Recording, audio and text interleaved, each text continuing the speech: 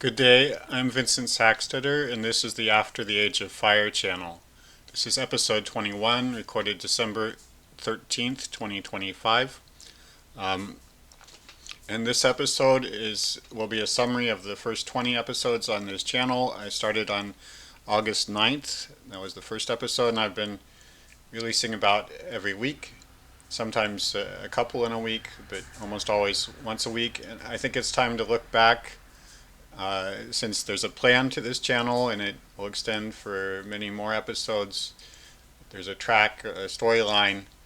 I think we should review where we are now and sort of give the cliff notes of where we've gone so far, so you can understand where this fits. And if you want to catch up, you just watch this thing. So I'm going to try to keep myself to 2 minutes per episode. There are 20 episodes to go through, or maybe 3 minutes. So this will hopefully take less than an hour, maybe significantly less. And I'll be trying to use a 1 minute timer. We'll see whether that gets anywhere. So first of all, as I do with every episode, I want to tell you what this channel is about.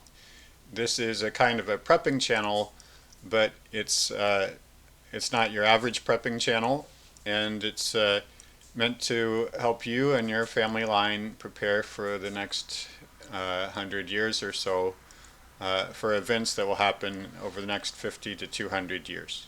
Well, starting now, but we'll see them really play out over a time scale of decades, not months or years. So it's not prepping for the zombie apocalypse or for the world financial meltdown, or for any abrupt event.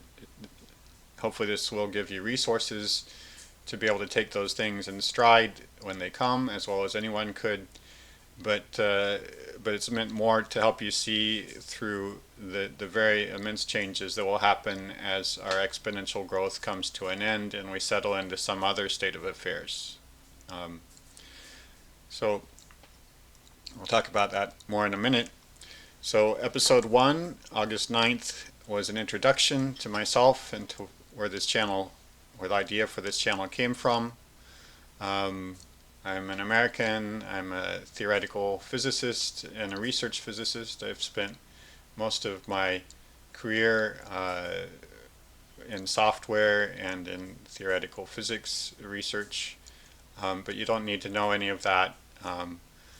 I'm boiling this down to the sort of thing that you can do, you can understand just by understanding multiplication, subtraction, addition, and division in percentages. I'm just trying to make this as accessible as possible to anyone, and I am walking you through some issues that do require some technical insight to get to the bottom of, and I'm trying to sum up and describe in language that anyone can understand what those issues are.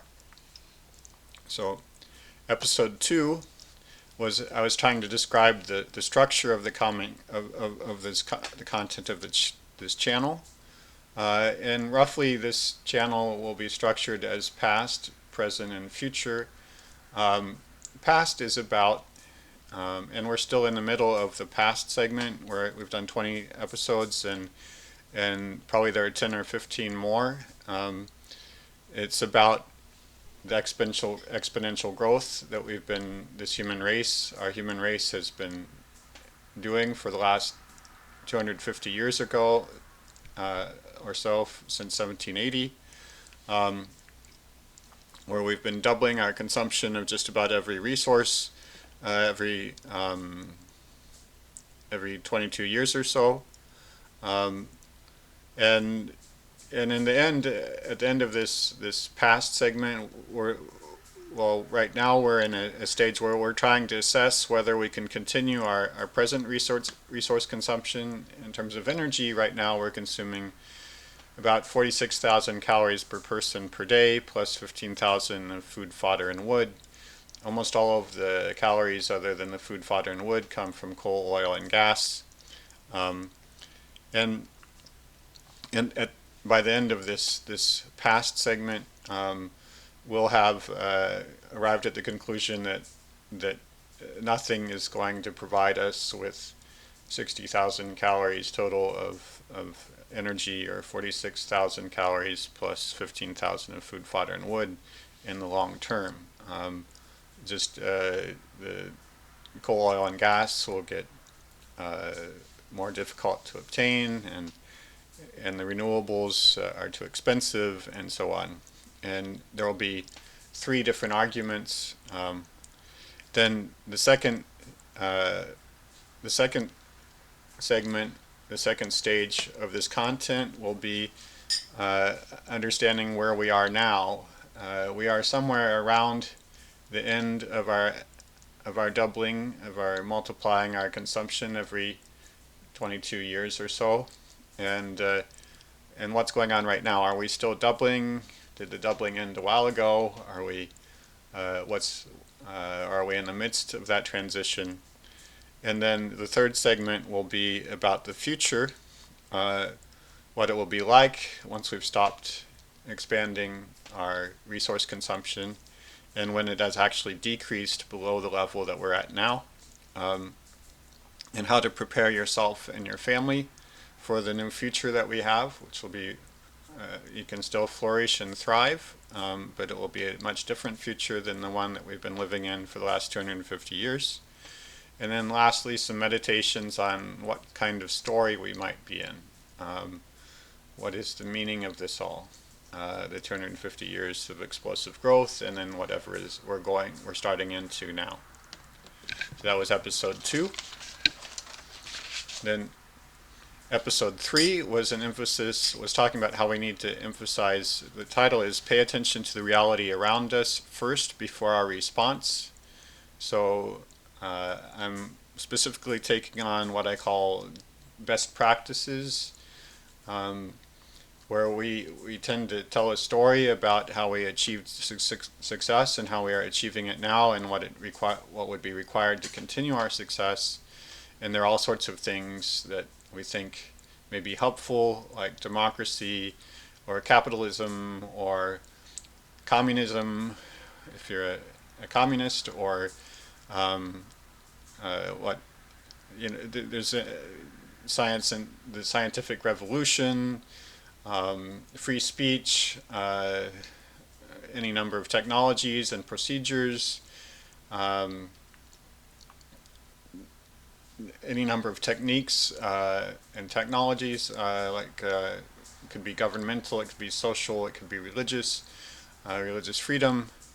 All of these best practices that we think that we've developed and we think are the key to why we've succeeded so much over the last 250 years, and that will continue to see us through the next 250 years. And we tend to act and talk as if so-and-so would just respect democracy, or would just believe the science, or would just exercise free speech, or would make sure that everyone is educated, or would educate themselves, or any number of other things that we would have the key to our future. And people who step off the beaten track are people who are betraying everyone else because they aren't following what everyone knows we should do. And what I'm saying is, I think before we conclude that the tools we have in hand that have helped us so much over 250 years will actually help us through the next 250 years, we should first review the reality around us, pay attention to what's actually happening, what our actual challenges are, because in the end, we can't invent our own story. We're dealing with a real world, and we have to deal with it on its terms. Episode 4 was titled 250 Years of Our Exponential Growth. And I just went through the data, the numbers of what that exponential growth has been like. Every 22 years we doubled our consumption of energy and pretty much everything else, with the exception of the last 100 years, we haven't been doing a regular doubling of our consumption from the world's plants and forests and crops and so on.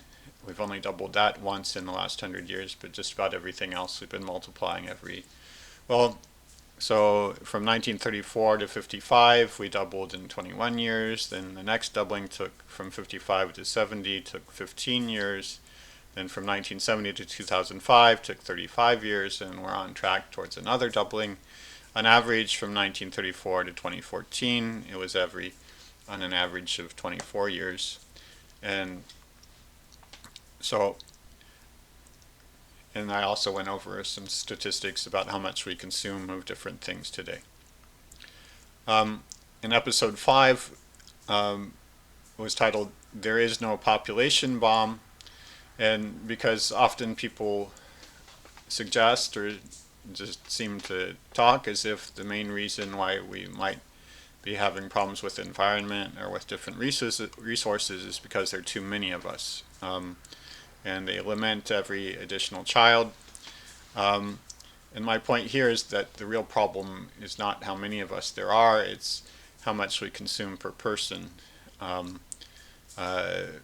Whether you call that a problem or not, I mean, the real challenge, the reason why why we think that we might be having some effects on the world around us, and why we might be worried about whether we can get everything we want from the world around us, is specifically because we use so much. And so from 1815 to 2014, we multiplied our energy use by 800, while our population multiplied by less than 8. So that means that in 2014, each of us was using on average more than 100 times more resources than a single person would have been in 1815. So now I want to point out that almost all of that resource consumption happens in the rich countries, not in the poor countries, which is another reason to think that adding more people, if they're in the poor countries, is not much of a problem. And since all the people who are being added to our population right now are in the poor countries, maybe we really don't have a problem there. And another issue is that even before 1815, we were never going through exponential growth. Exponential growth means you multiply on a clock, say every 50 years, you double. And we never did that. We never multiplied our population on a clock. And then another thing is that our exponential growth finished in sometime between 1970 and 1980. Since then, we've been adding 80 million people per year till around now. But that's if it had been exponential growth, then our additional population in this year should be a lot larger than our additional population back in 1980. It's not. It's been 80 million every year and changing about the same. And that also goes with the fact that that the average age is getting older. And that's fairly soon here. A lot of the very old people around are going to start dying. And then if you look at the balance between births and deaths, it'll be less than 80 million per year. And we may well come to a point in the next 50 or 100 years where our population just isn't growing. Anyway, long ago it stopped being exponential growth. It never was exponential growth, but long ago it stopped multiplying. Episode 6 was called Replacement, Not Coexistence, and rest in peace, Charlie Kirk. I still lament his death. And the point of of the replacement, not coexistence, is that our exponential growth is like a fire. It inhales resources. We are always taking in resources from the world around us. We exhale waste, and we replace everything that we encounter. So we just turn everything to waste, and we grow and we exclude other things. We don't coexist with other things. So by now, if you take all the animals on land with spines, you take their weight, and then you take the weight of humans and our livestock, also with spines, you find that us humans and our livestock outweigh everything else with spines 18 to 1. So that means that we used to be a very small fraction of the world's animals with spines, and now we're almost all of it. There's just less of them than there were, a lot less than there were, a few percent of the number that there were. And it's not, that's just one example, the way that we're replacing every living thing. We're on if we were to continue to double, we would be on a trajectory to replace all the insects, and then basically everything except for the bacteria in the soil. But then we also have a pattern that races and nations replace each other. If you look back far enough in history, and usually not very far, every race and every nation, every tribe has replaced another, has done ethnic cleansing, or just killed them all off, or forced them all to leave, or whatever. We replace each other, and the dominant races today have done it at the expense of others. But every race has. And then another replacement is the modern ersatz global culture. We've developed this over the last 50 to 100 years, and it's cleared by now that it replaces all notion of personal identity, family identity, any tradition, any religion, and any memory of what life was like even 20 years ago. So we're engaged in another great replacement, a replacement of culture. So episode 7 was about the Korean workers recently deported from Georgia. There were some workers at some factory making batteries. Actually, they were building the factory that would make batteries in Georgia, and the Trump administration deported them. And I meant this mostly as a hint of the sort of political and geopolitical and social commentary that I mean to get into later. But in the meantime, I'm not doing that sort of commentary right now because I want to sort of speak softly and carry a big stick, and the big stick is the content of these first 3 sections, which will probably go on for more than a year. So just the first section, the past, is taking 30 episodes or more. Okay, so episode 8, which is the calorie measures all energy, not only food. I thought, since I'm going to get into a process of counting all the energy that we use, and all the energy and where we obtain all that energy, and then I'll discuss at length what are our chances of keeping up that energy consumption, or even increasing that energy, maybe doubling it 1 more time or 2 more times, and how we would I thought the best thing to do would be to count that energy in a unit that everyone is familiar with and has a daily experience with, and therefore I wasn't going to use kilowatt hours or joules or any of the other BTU or the other things that are only known to a few specialists. I was going to use calories. Calories are a unit of energy that can be used to describe any kind of unit energy. And so I began to give some examples of what you could measure with calories.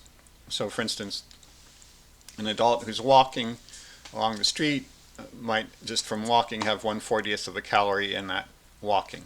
A handgun bullet might have 1/10 of a calorie. An adult who's moving at highway speeds, presumably carried by something, would have 8 calories or so, just in the energy of movement. On the other hand, heating a liter of water 1 degree Celsius requires 1 calorie. Then you talk about energy that's stored in chemical energy, like in a battery, for instance. Let's talk about an AA battery. An AA battery will store about 1/10 to 1/5 of a calorie per gram, or a total of between 2 to 4 calories for the whole AA battery. And we can compare that to other chemical energy, like the energy in our food. For instance, a piece of candy or a slice of bread that weighs the same as the battery would not hold 1/10 to 1/5 of a calorie. It would hold more like 100 calories. 1 calorie of food, of dry food, say protein or carbs, holds 4 calories, while a calorie of oil, a gram of oil would hold 11 calories. So even if you could eat batteries and not be poisoned by them, you would find that they gave you no energy at all, practically speaking. You might as well eat paper because they have so few calories in them. On the other hand, 1 gram of uranium reactor fuel holds 1,000,000 calories. So then there's next is episodes 9 and 10, which are titled "What Do We Do with Our Energy?" Part 1 and Part 2. And so I want to be clear, first off, how much energy we use.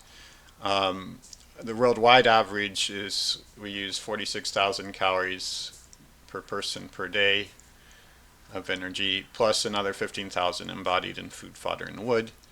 But there's a lot of variation. You can break the world into roughly 2 halves, a rich half and a poor half. The rich half would have 94,000 calories, so roughly twice the average, and per person per day, plus food, fodder, and wood. And the poor half would have 15,000 calories, so around a third of the worldwide average. Okay, and then you can get even richer and poorer. For instance, the United States citizens use on average 210,000 calories per person per day. So that's more than 4 times the worldwide average. And Africans, I'm leaving out Morocco, Algeria, and Egypt on the Mediterranean coast in the north, and I'm leaving out South Africa. The other more than 1 billion Africans in the middle, occupying almost all of Africa, they use on average 4,300 calories per person per day, plus food, fodder, and wood. So that's around 1/50th of the amount of energy that's used by an average United States citizen. And then I mentioned that if you use electricity, the amount that you use in-house from that electricity, the amount of calories you get is about a third of what's actually used at the power plant. Almost all electricity is generated still by burning fuel or from nuclear reactors, and there will be 3 times as much energy at the power plant being used as what arrives at your door. Now, in addition to the 2,000 calories roughly that you and I eat every day, we also have a number of devices, so there are things that use much less than 2,000 calories per day, like LED lights or cell phones. Then there are ones that use roughly the same as we do, like personal computers that sit on your desk. And then there are all the appliances, the household appliances, which use somewhere between 5 and 30 times what you use in a day. So somewhere between 10,000 and 60,000 calories per day if they were left on continuously. Now, many of them are not left on, like a hairdryer or a refrigerator turns off and you won't use it 24 hours a day. Then cooking, when you're cooking on a stove, a typical gas stove, you're using energy, or electric range for that matter, you're using energy between 10 and 70 times faster than you would use it by yourself. So if you left the stove on all day, you'd consume easily 20,000 calories in a day if it was just one burner, or it could use more like 100,000 or 150,000 calories in a day. Then even faster would be the heating. When you heat water, when you heat your home, or a clothes dryer will go through energy 100 or 200 times faster than a human will. And then lastly, in that episode I talked about cars. And when you're driving a car, you're going through energy around 1,000 times faster than you do. So a 3-kilometer ride in a car will use 2,000 calories, the same amount that you eat in a day. And airplanes are also very fast ways of using energy. If you fly from New York City to London, which might take you 8 or 9 hours, and that short flight, you'll use 18 months of calories. So just one way. So I developed transportation in the next episode, and there I talked about all the options for getting humans from one place to another. And it turns out that humans are about the ultimate in terms of getting in other words, either walking or biking is about as energy efficient as you can get. Walking takes 50 calories per kilometer, and biking a little bit less, but you need roads. So if you want to go faster or further than a human, than your legs will take you, then you'll spend more per kilometer, and you'll be able to spend 10 to 20 times more like you do in a car per kilometer. And I went into the reasons for that, but we're just the best. We're great walkers. We're great at getting ourselves around while using as few resources as possible, and moving other things around, actually.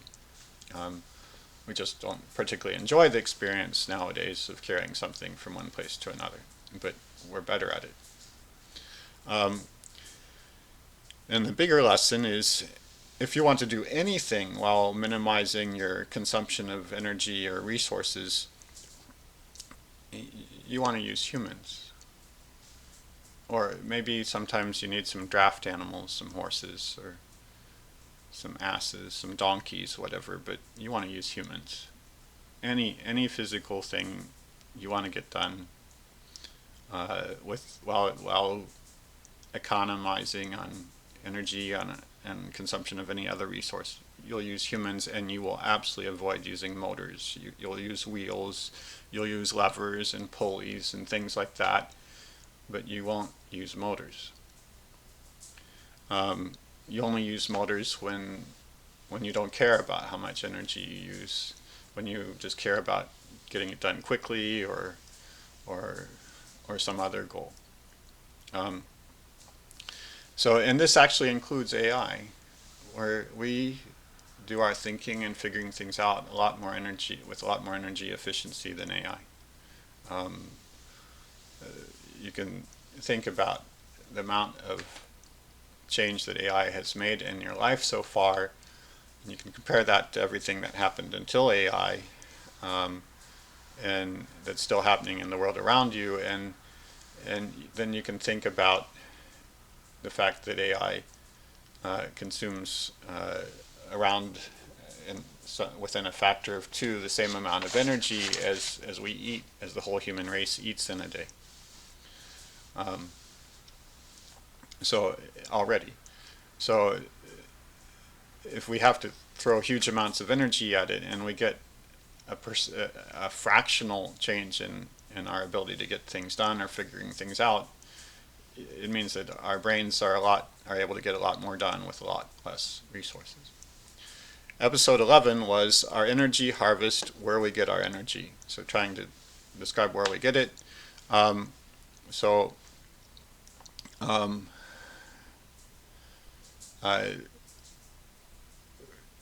You can break it down into non-plant energy, something that never involved plants, like hydro, nuclear, wind, and solar, and a few others. And in total, we get 4,800 calories per person per day from those sources. In other words, just about twice what we eat in a day, or a very small fraction, 1/10 of our total energy consumption comes from these sources.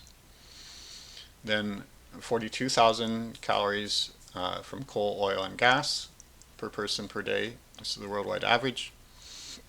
And then another 15,000 from food, fodder, and wood. And then in this episode, I took a few moments to just wrap up the sea once and for all, the oceans. We've already maxed out our consumption of energy from seafood. Actually the supply of seafood is decreasing, and it's maxed out at about 34 grams per person per day, or somewhere between 40 and 50 calories per person per day from all of the seas put together. You can't get more than we're getting now. In fact, we're taking too much because the amount of stuff living in the sea is decreasing.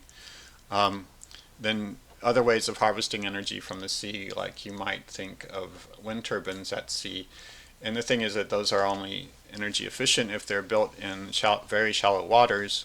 And so you can count how much shallow water there is around the Earth's continents. That's called the continental shelf. Water's down to 100 meters, maybe 200 meters. Actually, wind turbines nowadays, you can only build them up to, I think, 30 or 40 meters depth, at least at an economical price. Anyway, the amount of continental shelf where you could potentially harvest energy cheaply enough to justify the expense of going to sea is only about 20% of the world's land. So, and then out past the continental shelf, you have a bottomless abyss and full of extremely corrosive material that's very strong and powerful and can easily kill you, and there's just no way to make a profit out there unless you find oil or gas.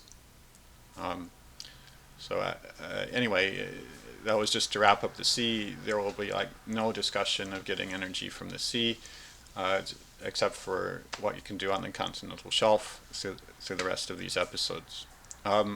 So if you want to know about the sea, go to this episode, episode 11. And then I gave a few statistics about where our food, fodder, and wood comes from.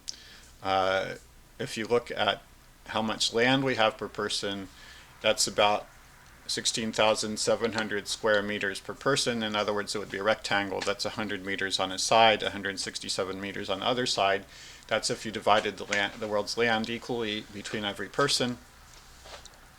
And if you look at the amount of sunlight that's coming to that land on average each day, that's about 60 million calories per person per day for each person's tract of land and sunlight. Okay, so you might think, oh, well, 60 million is a lot more, 1,000 times more than 46,000 calories. The sky's the limit. We can get another 1,000 times more energy, but it's not true, and we'll be going into that in lots of detail.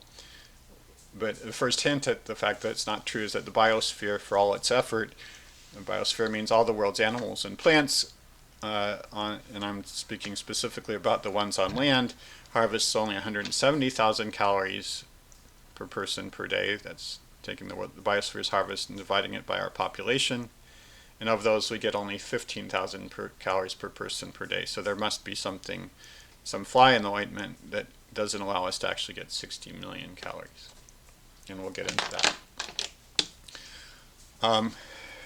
Episode 12 is titled Less Energy Does Not Mean the Stone Age. So we've discussed how much energy we use each day and where we get that energy. And now we're going to very shortly launch into a discussion of whether we could get more from any particular source and how much more we could get, or whether we'll be forced to use less. And I just, at this point, this should foreshadow how the discussion will end. I discussed the possibility that we might be forced to live on 15,000 calories of food, fodder, and wood, plus another 15,000 calories to be burnt and turned into electricity or whatever.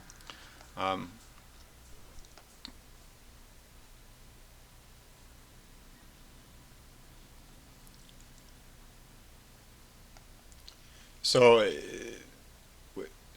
now that might sound difficult because right now we're using 46,000 calories, and then I'm talking about what if we had to reduce that 46,000 calories per person per day to 15,000. And my main point is that it might not be so bad. In fact, until the mid-1800s, several generations after the Industrial Revolution began, even the world's dominant countries were still living on an average of 15,000 calories per person per day or less. And then for a while, until around roughly 1950, there were only 4 or 5 rich countries that had 15,000 calories per person per day or more, and This would be the United States, England, Germany, France, and I think maybe Japan. Maybe you could add a couple others, but there just weren't many, and it wasn't a large population. Almost all the world still had, in fact, including Spain and Italy and quite a few other countries that were considered Western and civilized and so on, still had less than 15,000 calories per day. Spain and Italy didn't cross that line until 1950, and then gradually, since 1950, about half of the world's population has crossed that line, and still there's more than 4 billion people worldwide, which on average use 15,000 calories per person per day. And by now, it's clear that you can actually live on less than that and still have a lot of high-tech things, a lot of the modern institutions and things that we consider modern way of life. You just wouldn't have quite as much energy. So I'm saying we're not talking about the apocalypse. The apocalypse would come when you told the countries that are living with far more than 15,000 calories per person per day whether you told them or not, when they discovered that they couldn't consume that much anymore, when they ran into one problem or another, there would be hell to pay for everyone. So then episode 13 is titled Jonathan Pigou and the Breakdown of the World War II Consensus. I'm commenting on a YouTube personality, an Orthodox Christian named Jonathan Pigou, and he made an episode that I thought was very interesting called The Breakdown of the World War II Consensus, and I'm not going to explain what that is about. Here, I use that as a springboard, well, first of all, to hint again at some things that I might get at much later after I've constructed my big stick. But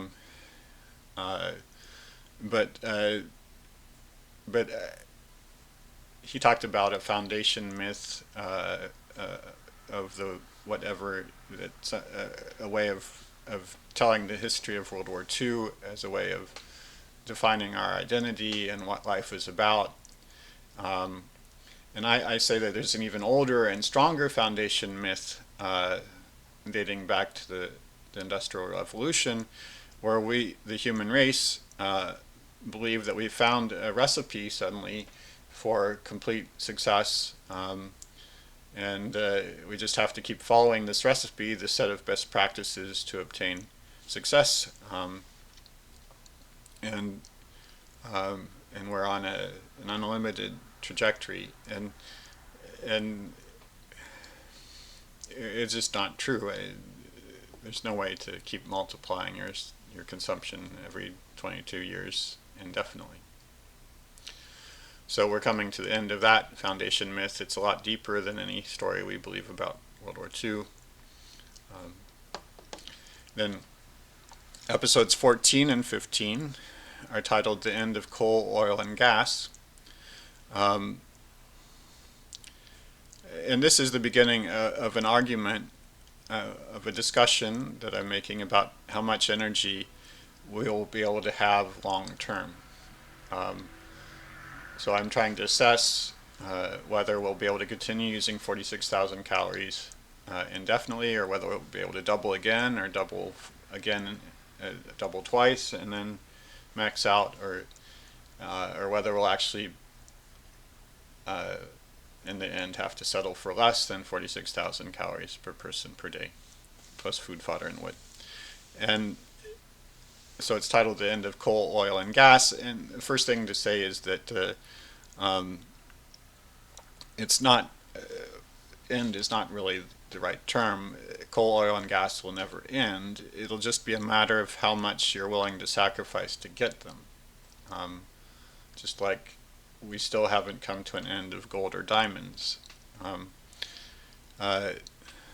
So I can only speak to what will happen as long as we maintain kind of the normal status quo that we have right now, the modern status quo, current arrangement that our society is built on.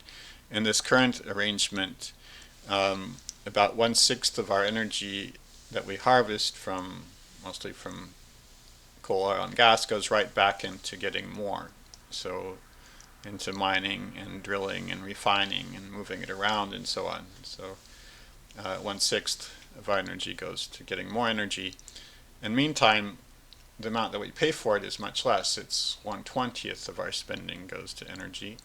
So energy is priced at a very steep discount. In some sense, energy is cheap. It might not feel cheap to you, but it is cheap compared to how much effort we have to go to get it. And another measure of it is that in 2023 dollars, the cost of oil has ranged between $60 and $140 per barrel for the last 40 or 50 years, and that's also a measure of the status quo. If oil cost $1,000 a barrel, or if we spent 2/3 of our effort and our energy on getting more energy, then I can't tell anything about how much energy we're going to be using. I'm just saying, as long as our society is structured roughly the way it is, where energy is pretty cheap and it's not our first concern, I could then talk about the end of coal, oil, and gas. So when I'm talking about an end, I'm talking about either a reduction in coal, oil, and gas, or a complete restructuring of our society. We might go back to sending armies underground, digging out coal by hand if we could do that, but it would just be a different society. And I expect that as long as we have this current arrangement, we can talk about how long we can maintain this arrangement and how long coal, oil, and gas will be available in the quantities that we're using today and at prices similar that we're using today. And the overall message is that in 50 years or so, we'll somewhere around 50 years from now, our total amount of energy on hand that we'll be able to combine in coal, oil, and gas will hit its peak and begin to decrease. And after that decrease begins, as I've told you, we've been multiplying our consumption by 2 every 22 years. The divisions by 2 should be every 20 to 40 years. So you should expect that in between 50 to 100 years after things begin decreasing, we'll have on the order of 1/5 or 1/10 of the coal, oil, and gas that we have now. We'll be able to consume unless we've completely restructured our society by then, which we may well do. And then after that, probably the divisions by 2 will stop, and then we'll have some supply that just keeps on going on, but it'll be a smaller supply than we have now. And then along the way to that conclusion, I talked about oil and coal and gas, specifically case by oil. 2/3 of our oil, we're using 16,500 calories of oil per day. 2/3 of that is what's called easy oil. It comes directly from lakes of oil underground. And 2/3 of it comes from other sources, which are, as a rule, like fracking or a couple other sources, which are more expensive and risky. And these other sources, so the easy oil, the stuff that comes from lakes underground and is cheaper and more reliable, that hit its peak already in 2005, so 20 years ago, and since then there just haven't been any increases. And we can expect that sometime in the very near future, the amount of easy oil that we consume per year will start decreasing year by year. And then the question is whether the other sources of oil can make up the difference, and the answer is no.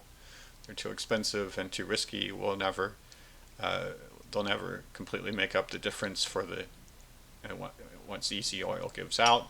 They won't give us the 11,000 or so calories that easy oil gives us today. And then the next question is, what about gas, which supplies us with 12,000 calories per day? and it's not at its peak. And now, mind you, it can't completely substitute for oil. You can't use natural gas to power an airplane, for instance. It's not at its peak, but it looks like it will, depending on how fast we ramp up our consumption of gas in the next decades, it will meet its peak sometime in the next 10 to 40 years. That's best estimates that people come up with based on our data about what's underground and how fast we're using it. And then lastly, there's coal, which supplies us still with 13,800 calories per person per day. And if we held steady with our current consumption of coal, then it could continue for another 100, maybe 200 years. But if we tried to use it to supply the difference when oil and gas give out for us, or if we tried to continue to multiply our consumption of energy by 2 again and again, then of course the coal would give out a lot sooner. So in any case, oil will start dropping sometime pretty soon in the next decade or two. That's the total of all the oil, all the kinds of oil, the easy oil and other sources, and then gas and coal won't be able to make up the difference. So sometime they'll be able to put off the overall decline. They'll be able to make up a little bit of the difference, but once oil really drops off, they won't be able to make up for the whole drop. And at that point, our total consumption will go down. So that was episodes 14 and 15. So just saying, don't expect coal, oil, and gas to continue to give us the 42,000 calories that they do today. Sometime we might be able to double it one time, but that will just bring much closer the time when they actually start decreasing. And sooner or later, sometime in the next 50 to 100 years, we're going to have less on hand each year than we have now, unless, of course, we go through the complete restructuring of our society and start sending armies underground and so on. Okay, so episode 16 was titled, so that was it for coal, oil, and gas. Now we're on to discussing the renewables and nuclear, and there are 3 principal ones to talk about. The other ones can't scale up to meet 46,000 calories, not even in principle. The 3 that could scale up are wind, solar, and nuclear. So episode 16 was we will never build enough wind. And just to give you an idea, right now we're getting 750 calories per person per day from wind energy compared to the 46,000 that we consume overall. The question is, how much can we build and at an affordable price? And I think an affordable price would be worldwide would be, since I just put it out there, around $4,000 per person worldwide is what we're likely to spend. Somewhere in that ballpark. That's about how much we spend on cars worldwide. You might not know that only 1 out of 5 people worldwide have a car, or there's 1 vehicle for every 5 people. Vehicles of all types. So that translates to somewhere on the order of $4,000 of spending per person worldwide on motorized transportation. I don't think we're going to spend 20,000 per person worldwide, which would be the amount that would require to, if we bought a second house for every family, then we would be spending roughly 20,000, and I don't think we have enough money or resources on hand. Families don't, societies don't, governments don't, nobody does, to build a second house for everyone. So saying a reasonable amount of money would be 4,000 per person per day in worldwide average, and then twice that in the rich half of the world, and 4 times that in the United States, and then some smaller amount in the world's poorer countries. Then how much wind energy are we likely to build? And we would build somewhere around 6.5 million wind turbines all around the world, except for not in a wide zone around the equator, because the high winds in the world are far away from the equator. So you just can't can't make much. You get much less for your dollar if you build wind near the equator, even though that's where most of the world's people live. So you'd spend maybe $3,000 out of the 4,000 on the wind turbines and another 1,000 on batteries, and then you'd spend twice that much in the rich half of the world and 4 times that much in the United States.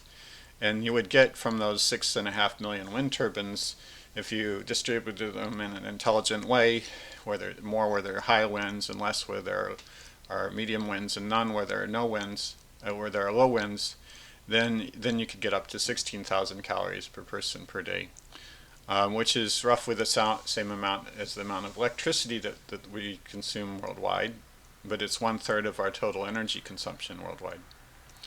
Now this price is unlikely to decrease much, and I described the reasons for that, and also where I got the price, and then there also, wind comes with a number of problems. One is that you have to move large amounts of energy long distances, very expensive and very risky arrangements, say moving energy across continents from towards the equator, for instance, or the world's richest countries use so much energy that in general they need to import their, even if they can't build enough wind turbines on their own land, so they have to get energy from somewhere else.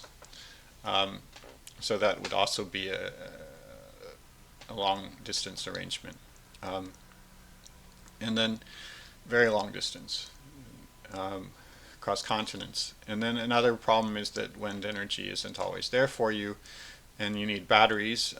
And currently we have the whole world possesses enough energy storage to store about 20 minutes of electricity, and it will never build enough energy storage to store even 12 hours of electricity. So if we did depend mostly on wind turbines or solar,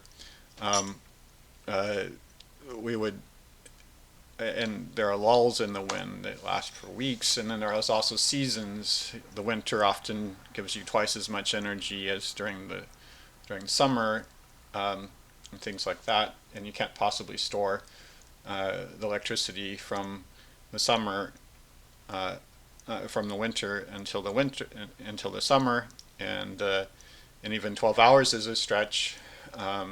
Will be an extreme stretch for us if we ever get there to 12 hours of energy storage, and wind is often just not there across the entire nations for days and even a week or two.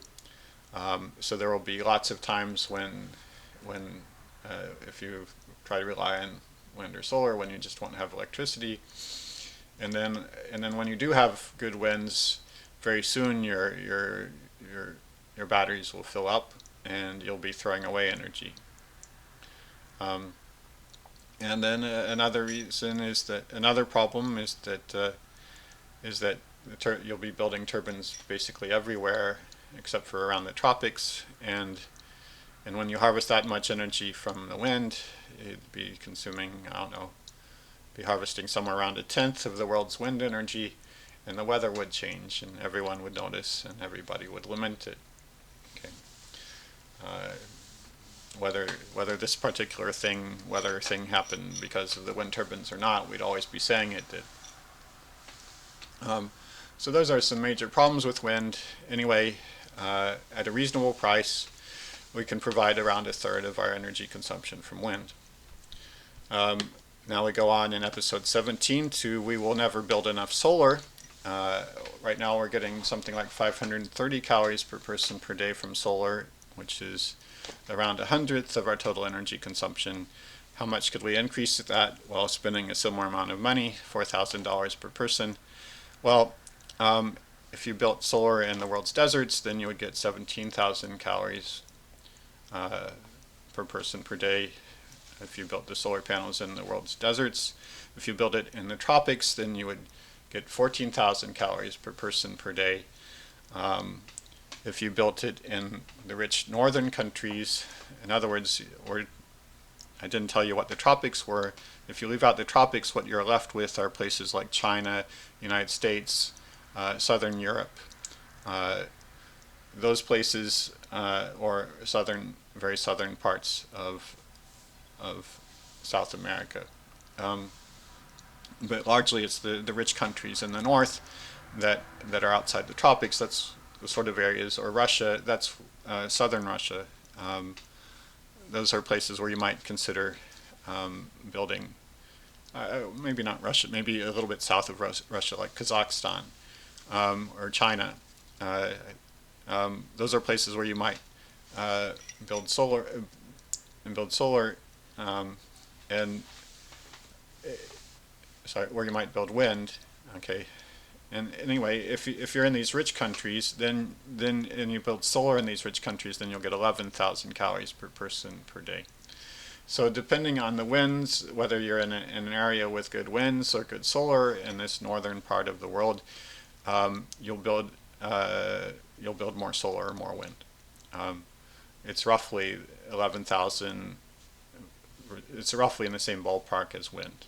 On the other hand, if you go into northern Europe, places like Kiev, Berlin, London, those places you just don't want to build solar at all. It's just a complete waste of time. Maybe nowadays, because of weird pricing schemes, people are able to convince themselves they can get a good return on solar. But if you were in a world where you were trying to really rely on solar, you just wouldn't do it in those northern countries. Solar has all the same problems as wind, and it has two, so I won't go over them again. It has two more big problems. One is that it's high-tech. So high-tech is, first of all, it takes a lot of effort to do high-tech, and another one is that it's very vulnerable to any sort of disruption in the world's trade system, the economy, to wars, and so on. And then another problem with it is that solar has to cover huge amounts of land area while being very lightweight, flimsy. And why lightweight and flimsy? Because you have to keep costs down in order to get a return on investment. So you want something that's like paper thin, and you want to cover, square kilometers, many thousands and hundreds of thousands of square kilometers with this paper thin stuff, and you want it to last for 20 years. Good luck. That's why we are still trying to improve our solar panels. While 50 years ago we already had the recipe for making great computers. We've been following the same blueprint for computers and just making them smaller and smaller, making the chips and transistors smaller and smaller for 50 years. We had already basically figured it out, and 50 years ago we're still figuring out solar. It's just really hard to do. Episode 18, we will never build enough nuclear. Today we're consuming around 2,000 calories of energy from nuclear per person per day. Only 850 of those turn into electricity. The rest is waste heat, and we have about 450 nuclear reactors. Now, nuclear is it's a lot harder to understand nuclear than wind and solar, it turns out. It's much more firmly embedded in all the events of the human race of the last 80 years or more. And so when you touch on it, you just come to mystery after mystery after mystery. It's a Russian doll. So the outer layer, as I recount it, is, we can talk about the price. The price of nuclear in the West, in Europe, in America, and in Japan, including, these are very important things, cost overruns, delays in construction, which can be very long, risks, like the risk of cancellation, and interest. Interests can be huge. You can double or triple the cost of the nuclear reactor. If you include all of these things in the cost of the reactor, then the cost of nuclear is several times that of solar and wind. That's in the West and in Japan. On the other hand, there are a few countries, China, Korea, and Russia, which report lower prices for constructing nuclear reactors. And overall, the conclusion I come to is that probably the prices are lower in these countries but they're probably still higher than solar and wind. Maybe not 2 or 3 times higher, but probably still higher. And in fact, they're not building nuclear very much. These, especially China and Korea, place a much higher priority on other renewables than on nuclear. Then the second layer of the Russian doll is meltdowns. I don't think we'll ever be able to stop having meltdowns. We can try as we might, but we'll just, humans, when it's over the long term, a large organization trying to achieve complete safety on the long term, we always screw up sooner or later. Every major civilization has been conquered, every city wall has been breached, and every kind of technology that we have fails now and then. And we won't be able to avoid them, and right now we experience meltdowns as apocalyptic, and we spend huge amounts of money on them, and you just can't make a return on investment on nuclear if you figure in meltdowns. Okay, the third layer of the Russian doll is that we don't really know about the health consequences of small amounts of radiation. Small means, oh, I don't know, a few X-rays a day or even 100 X-rays a day. And that's the kind of radiation that almost everybody will get after a meltdown. There will be a few people close to the meltdown who get much, much higher levels of radiation where we actually know, have an idea of what the increase in cancer rate that they might have from that would be. But for almost everybody around a meltdown, they get small amounts of radiation, so there's no way to tell whether they've died from 50 years later when they die in old age of cancer, whether that had something to do with the reactor meltdown or not, and we just don't know. But we are extremely cautious. So right now the worldwide standard is that if building something or any setup would cause an extra X-ray per day or 2 X-rays per day for the people around it, the equivalent of that amount of radiation, then it's off limits. We just don't do it. Even though we really don't know about the consequences of even 1,000 X-rays per day. In a day.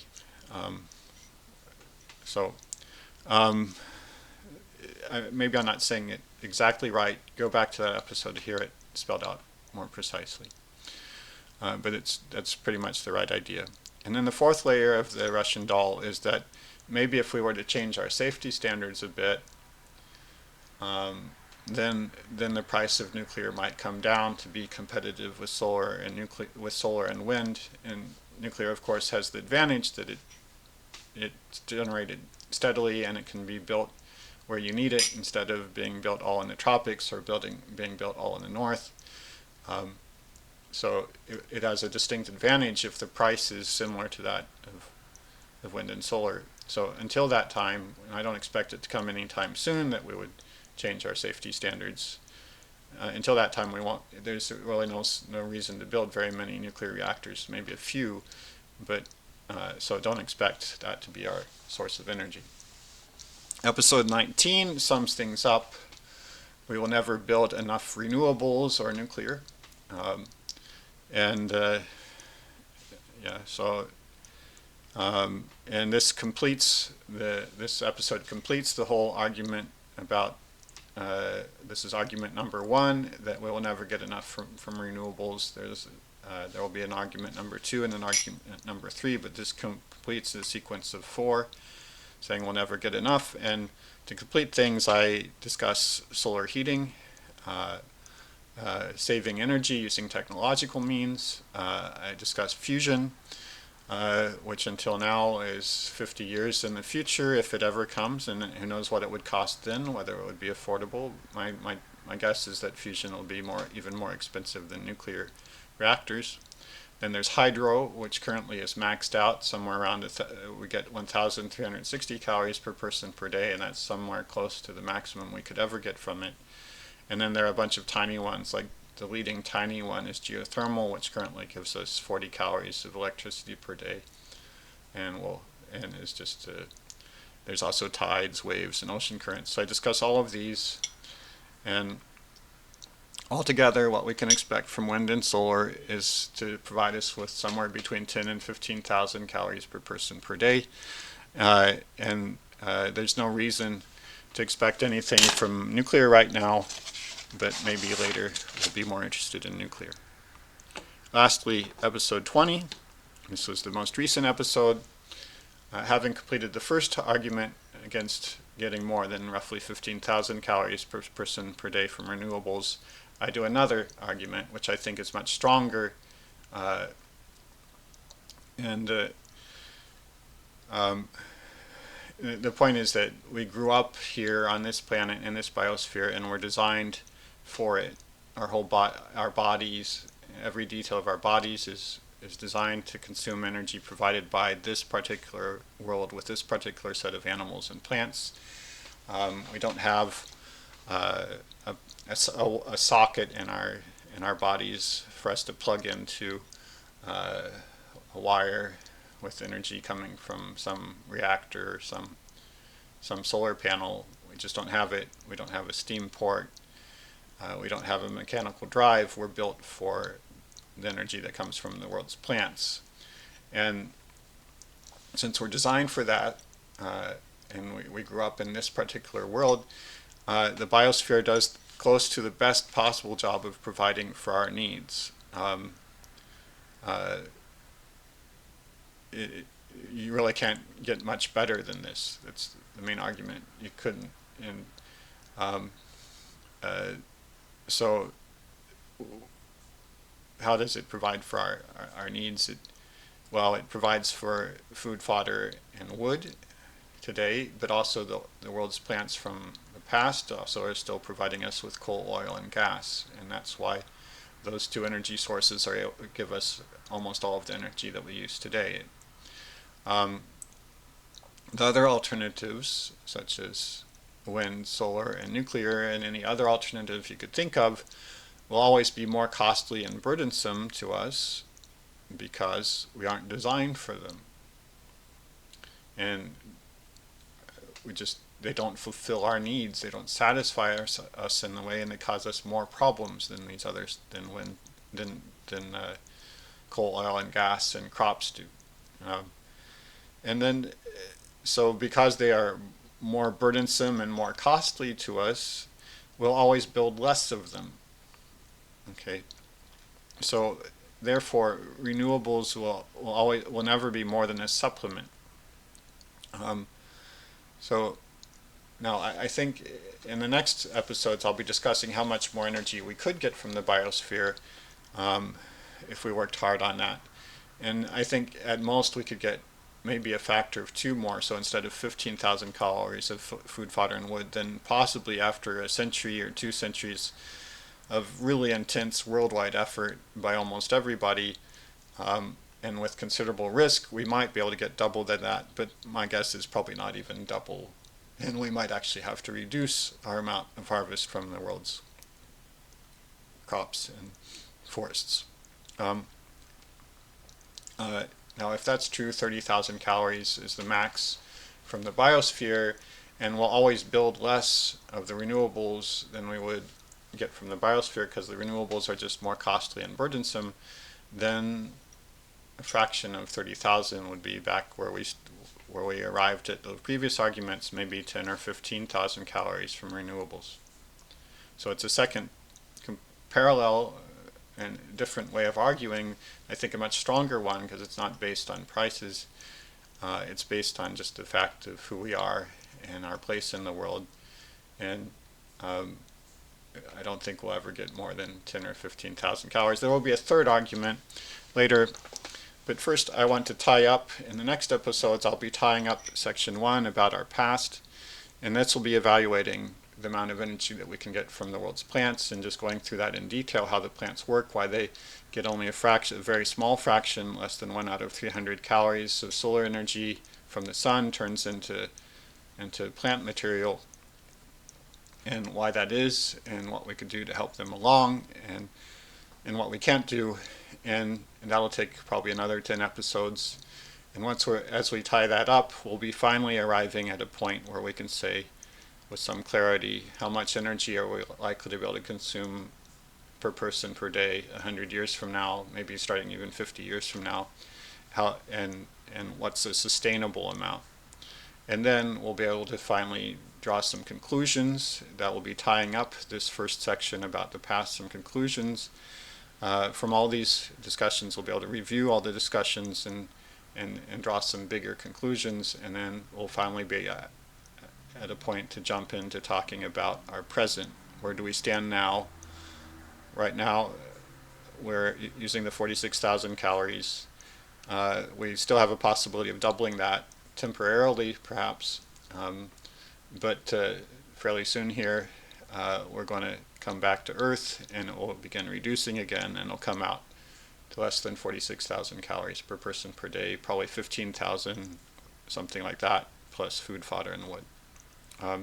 So we'll be talking about where are we in that process of the end of exponential growth, where do things stand now, and what's actually going on around us now.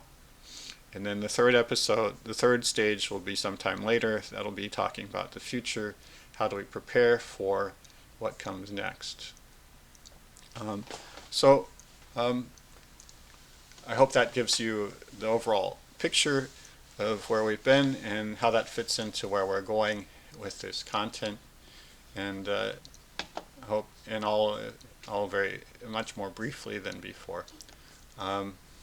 So I hope that you enjoy this and keep coming back.